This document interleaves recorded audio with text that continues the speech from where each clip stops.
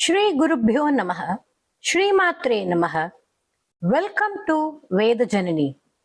Narayaniyam, Dashakam 24, Prahlada Charitra. Dashakam 24 will be chanted in Vrittam Shikharini. Dashakam 24 plays a very important role. That is, the chanting of this Dashakam achieves the freedom from bondage of karma. We shall first see the meanings of each shloka and recite slowly. In the end, we will chant the Dashakam fully for practice purpose in medium speed. Let us look into first shloka. Shloka 1. Hey Guruvairappa, you are the one who killed Madhu the Asura. When you destroyed Hiranyaksha in your incarnation of gigantic boar, his brother Hiranyakashipu went in sorrow, anger, and pride of courage and vowed at the assembly of Asuras to kill you, Guruvairappa. Hiranyakshe potri pravara vapusha deva bhavata hate shoka krodha glapita dhrutireta sahajaha hiranya prarambha kashibur amararati sadasi प्रतिज्ञाम् आतेने तव किल वधार्थम् मधुरिपो हिरण्याक्षे पोत्रि प्रवर वपुषा देव भवताम् हते शोक क्रोध ग्लपित धृतिरेतस्य सहजः हिरण्य प्रारम्भः कशिपुरमराराति सदसि प्रतिज्ञामातेने तव किल वधार्थम् मधुरिपो. Shloka 2.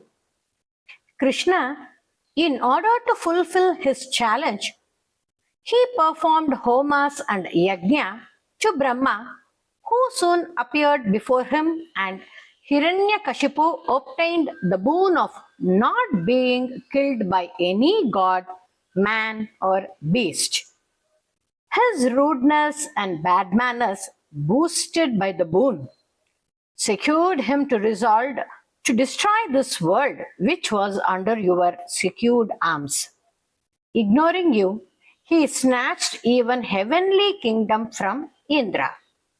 विधातारं घोरं स खलु तपसित्वा न चिरतः पुरः साक्षात् कुर्वन् सुरनरमृगाद्यैरनिधनम् वरं लब्ध्वा दृप्तो जगदिह भवन्नायकमितं परीक्षोदन्येन्द्रात् अहरत दिवं त्वाम् अगनयन्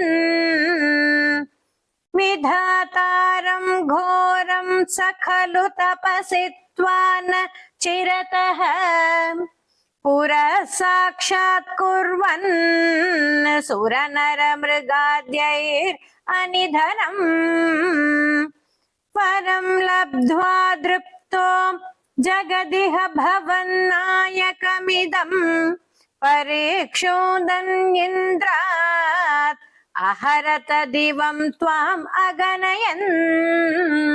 Shloka 3. Hey Krishna, Hiranyakashipu invaded your place Vaikunta to kill you, but you gave up your gross external form and disappeared, but entered his heart in subtle form. Not finding you, he went about roaring, searching for you in all the worlds. His search turning out to be unsuccessful, he assumed that you fled away in fear.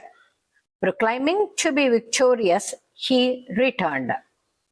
Nihantum tvam bhuyas भूयस्तव पदमवाप्तस्य चरिपोर् बहिर्दृष्टेरन्तर्दधित हृदये सूक्ष्मवपुषा नदन्नुच्चैस्तत्राप्यखिल भुवनान्ते च मृगयन् भिया यातं मत्वा स खलु जितकाशी निववृते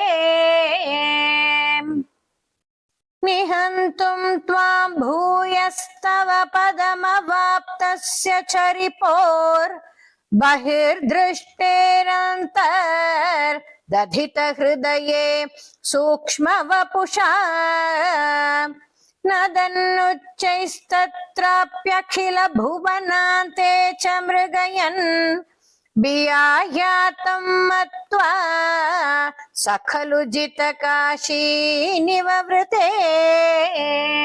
Shloka 4. Hey Krishna, he then had a son born to him by name Prahlada.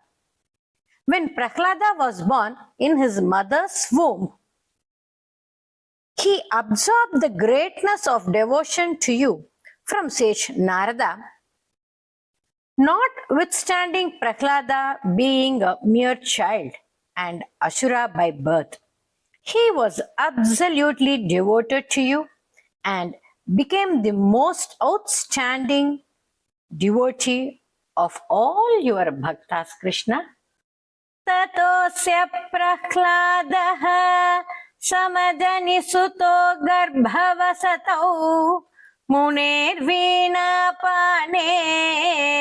अधिगत भवद्भक्ति महिमा स वै जात्या दैत्यः शिशुरपि समेत्य त्वयि रतिं गतस्वद्भक्तानां वरद परमोदाहरणताम्. ततोऽस्य प्रह्लादः समजनिसुतो गर्भवसतौ मुनेर्वीणापानेर् अधिगत भवद्भक्तिमहिमा स वै जात्या दैत्यः शिशुरपि समेत्य त्वयि रतिं गतस्वद्भक्तानां वरद परमोदाहरणताम्. Shloka 5. Parandama, when Hiranyakashipu saw his son devoted to you, which became a matter of laughter by the Asuras, he educated him for a long time, engaging teachers to divert his attention. But Prahlada turned out all their concept as they are not leading to ultimate good but only evil. He became more intensely engrossed in total dedicated devotion to you, Krishna. Surarinam hasyam tava charanadasyam nijasute sadrishtva dushtatma गुरुभिरशिशिक्षश्चिरममुम् गुरु प्रोक्तं चासौ इदमिदमभद्राय धृतमिति अपाकुर्वन् सर्वं तव चरण भक्त्यैव ववृधे. सुरारीणां हास्यं तव चरणदास्यं निजसुते सदृष्ट्वा दुष्टात्मा गुरुभिरशिशिक्षश्चिरममुम् गुरुप्रोक्तं चासौ इदमिदम् अभद्राय धृतमिति अपाकुर्वन् सर्वं तव चरण भक्त्यैव ववृधे. Shloka 6. Guruvayurappa, Hiranyakashipu asked from Prahlada the highest of lessons learnt so far, and Prahlada replied that this lesson was dedicated devotion to you, Krishna. Enraged at this answer, Hiranyakashipu was angry at the teachers, who declared that it was a natural characteristic of Prahlada. Thereafter, Hiranyakashipu began to plot schemes to kill your devotee Prahlada, who had sought resort at your feet, Krishna. अधीतेषु श्रेष्ठं किमति परिपृष्टेऽथ तनये भवद्भक्तिं वर्याम् अभिगधति पर्याकुलधृतिः गुरुभ्यो रोषित्वा सहजमतिरस्येत्यपि वदन् वधोपायानस्मिन् व्यतनुत भवत्पादशरणे अधीतेषु श्रेष्ठं किमिति परिपृष्टेऽथ तनये भवद्भक्तिं वर्याम् अभिगदति पर्याकुलधृतिः गुरुभ्यो रोषित्वा सहजमतिरस्येत्यपि वदन् वधोपायानस्मिन् व्यतनुत भवत्पादशरणे. Shloka 7. Hey Anantashayana Krishna, what a wonder! Though Prahlada was pierced with tridents many times, trampled again and again by herds of huge elephants, bitten by great serpents, starved, poisoned and thrown down from the mountain peaks, he did not feel any suffering because his mind was completely fixed on you, Krishna. Sashulairavidhah subahumatito dikkajaganehi mahasarpairdashtopi anashanagarahara vidhutah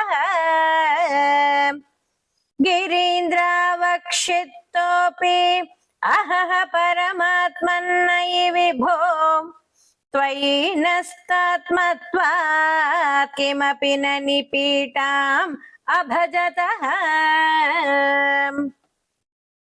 सशूलैराविद्धः सुबहुमदितो दिक्कजगनैः महासर्पैर्दष्टोऽपि अनशनगरहारविधुतः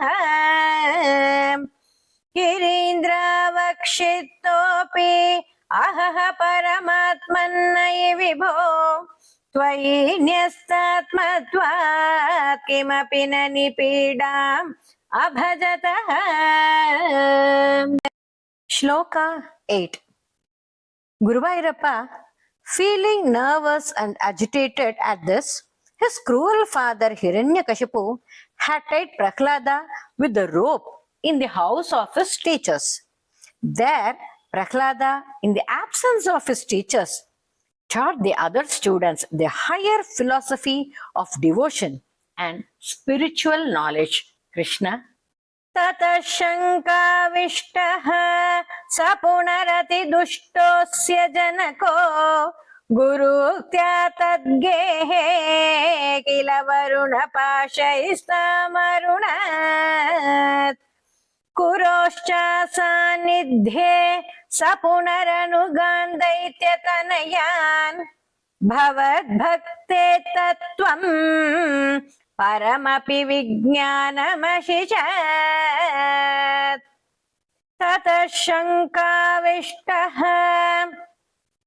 स पुनरतिदुष्टोऽस्य जनको गुरुक्त्या तद्गेहे किल वरुणभाषैस्तमरुणात् गुरोश्चासान्निध्ये स पुनरनुगान् दैत्यतनयान् भवद्भक्ते तत्त्वं परममपि विज्ञानमशिषत्. Shloka 9. Guruvairappa, the father heard about this, that all the boys of the Asuras were singing you in praising. He became blind with anger and asked his son, You, the destroyer of the clan, who is the strength in you? Prahlada answered bravely, my strength is my Narayana, who resides in Vaikuntha. He is also the strength behind you and all the worlds. He is the all in all of all the three worlds. Krishna. Pita shunvan bala prakaram akhilam tvat stuti param rushandha prahainam कुलहतक कस्ते बलमिति बलं मे वैकुण्ठः तव च जगतां चापि सबलं स एव त्रैलोक्यं सकलमिति धीरोऽयम् अगदीत् पिता शृण्वन् बालप्रकरम् अखिलं त्वत्स्तुति परम् रुषान्धप्राहैनो कुलहतक कस्ते बलमिति बलं मे वैकुण्ठः तव च जगतां चापि सबलं स एव त्रैलोक्यं सकलमिति धीरोऽयम् अगदीत्. Shloka 10. Hey Narayana, Hiranyakashipu asked Prahlada, where is he? Where is he? This form of all the worlds, where is he? Thus challenging, Hiranyakashipu swirled his sword with a mighty hit at the pillar, breaking its asunder. Hey Vishnu, immediately I am in no condition to describe what happened after that. Hey merciful Krishna, please protect me. Guruvayurappa. अरे क्वासौ सकल जगदात्मा हरिरिति प्रभिन्ते स्म स्तम्भम् चलितकरवाळोदिति श्रुतः अतः पश्चाद्विष्णो न हि वदितुम् ईशोऽस्मि सहसा कृपात्मन् विश्वात्मन् पवनपुरवासिन् मृडयमाम्.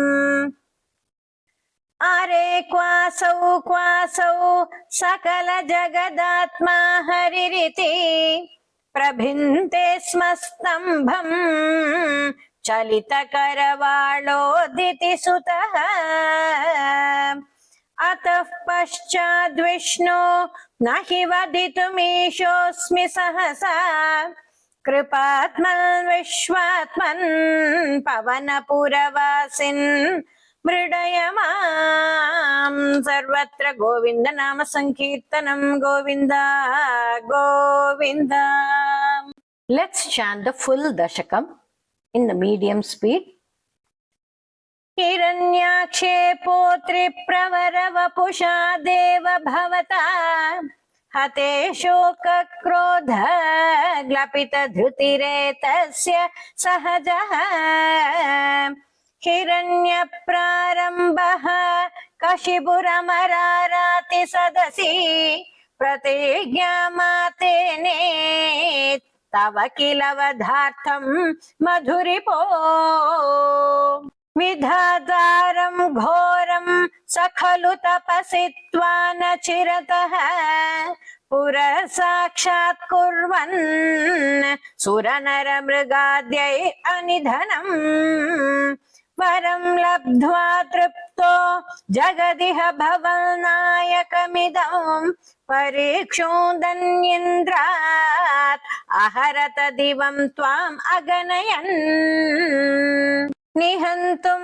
त्वां भूयस्तव पदमवाप्तस्य चरिभोर् बहिर्दृष्टेरन्तर् दधित हृदये सूक्ष्म वपुषा नदन्नुच्चैस्तत्राप्य किल भुवनान्ते च मृगयन् भिया यातं मत्वा स खलु जितकाशी निववृते ततोऽस्य प्रह्लादः समजनिसुतो गर्भवसतौ मुनेर्वीणापाणेरधिगत भवद्भक्तिमहिमा स वै जात्या दैत्यः शिशुरपि समेत्य त्वयि रतिं गतस्त्वद्भक्तानां वरद परमोदाहरणताम्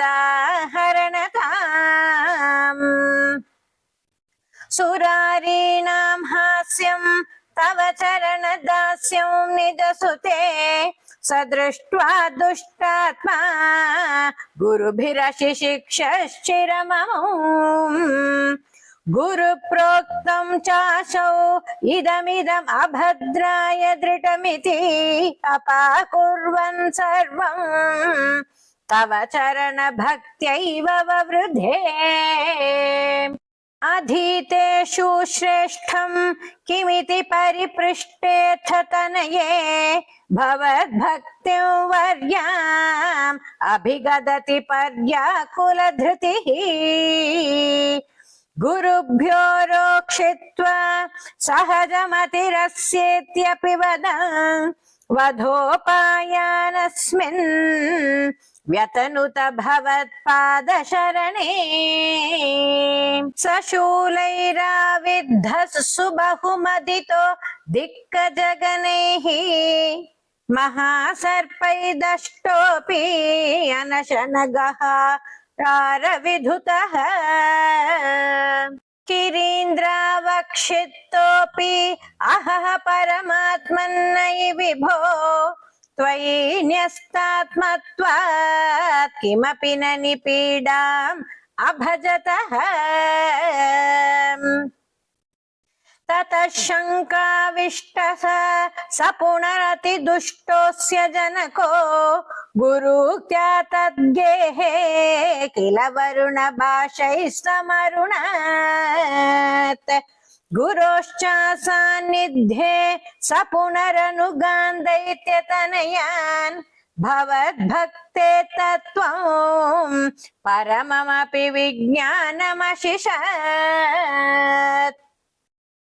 पिता शृण्वन् बालप्रकरम् अखिलं त्वत्स्तुतिपरं रुषान्धप्राहैनौ कुलहतककस्ते बलमिति बलं मे वैकुण्ठः तव च जगतां चापि सबलं स एव त्रैलोक्यं सकलमिति ह्यमगदीत् हरे क्वासौ सकल जगदात्मा हरिरिति प्रभिन्ते स्म स्तम्भं चलितकरवाळोदिति सुतः अतः पश्चाद्विष्णो न हि वदितुमीशोऽस्मि सहसा कृपात्मन् विश्वात्मा पवनपुरवासिन् हृदय माम् सर्वत्र गोविन्द नाम संकीर्तनं Govinda Govinda I request you to subscribe to Veda Janani and hit a like and share with your family and friends.